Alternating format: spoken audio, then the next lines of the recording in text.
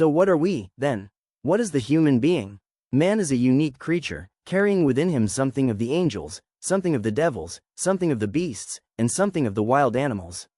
If he loses himself in worship, if his heart becomes pure in his intimate conversations with God, and he tastes the sweetness of faith in moments of spiritual elevation, then the angelic quality takes over. He resembles the angels who never disobey God in what he commands and who always do what they are told. But if he denies his Creator, rejects his Lord, disbelieves in him, or associates others with him in worship, then the satanic quality takes over.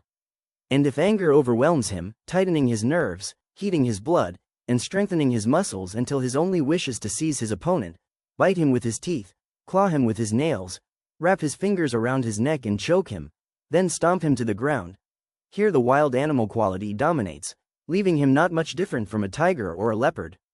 And if hunger bites him, or thirst torments him, and all his hopes shrink to a piece of bread to fill his stomach or a cup to quench his thirst, or lust seizes him, heating his blood, firing up his veins, and filling his mind with fantasies of desire, then the animalistic quality takes over, and he becomes like a stallion, a bull, or any other beast you can think of. That is the reality of the human being. He is capable of both good and evil. God gave him both potentials, along with the mind to tell the difference and the will to choose. If he uses his mind well to distinguish, and his will to act, and if he nurtures his capacity for good until it becomes part of him, then in the hereafter he will be among the happy ones. But if he goes the other way, he will be among the tormented. It's true that the human soul is naturally inclined toward freedom, and religion is a kind of restriction. But that restriction is necessary.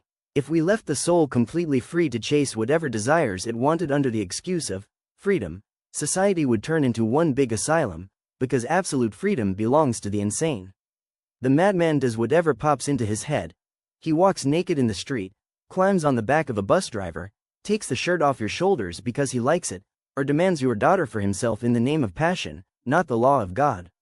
The insane man is the one truly living absolute freedom. But the rational man? His very reason limits his freedom. And what is reason? It's a restraint. The word itself comes from the same root as a call, the rope used to tie a camel. Wisdom carries a similar meaning. It comes from the bridle used to control an animal. Civilization is also a restraint, because it doesn't let you do whatever you want. It forces you to respect other people's rights and social norms. Justice is a restraint too. It ends your freedom where your neighbor's freedom begins. And let's be real. Sins are pleasurable because they line up with human desires. Backbiting feels good because it makes you feel better than the one being spoken about. Stealing feels good because you get money without working for it. Adultery feels good because it gives the soul what it craves. Cheating on an exam feels good because it gives success without effort. Dodging responsibility feels good because it means rest and laziness. But once a person really thinks, he realizes that this so-called freedom is only temporary, and it's not worth the long prison of hell that follows. And that forbidden pleasure? It's not worth the pain that comes after. Imagine this. If someone proposed a deal with us, say we sign a contract for 1 year, during which we give him everything he wants, unlimited money, a palace in whatever country he chooses, and as many wives as he wants, even if he divorces one every evening and marries another every morning. Nothing he asks for will be denied, but when the year is up, we hang him by the neck until he dies. Wouldn't he say, what a cursed, miserable deal? A year of pleasure followed by death?